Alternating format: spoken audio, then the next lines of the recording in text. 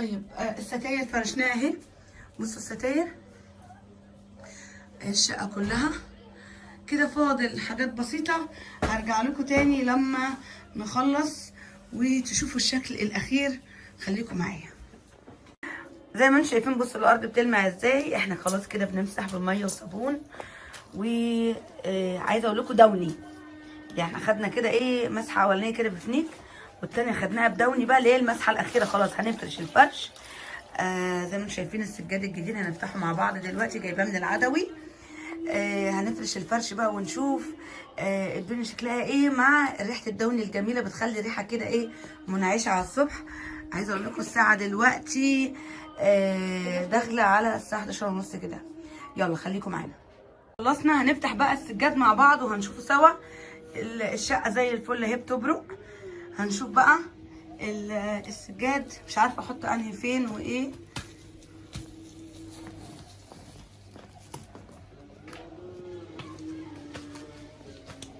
شوفوا كده.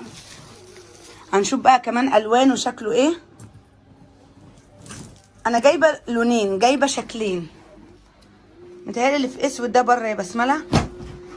اللي في اسود ده بره، بصوا شكله.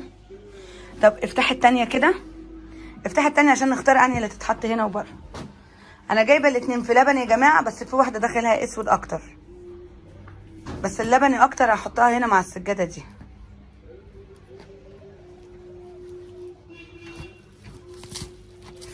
ده سجاد العدوي اللي انا صورت عنده. دي سجاده شاج. السجاده ديت عامله 1500. دي بتاعت هنا. بصوا دي.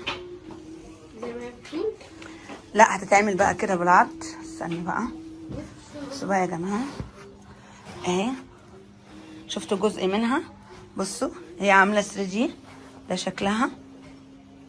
بصوا شكلها. كل ده هتشوفوه بقى في الفرش.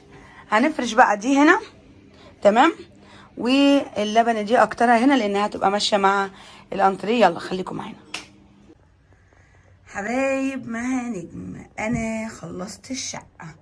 ايه رايكم؟ كده خلصنا الروتين.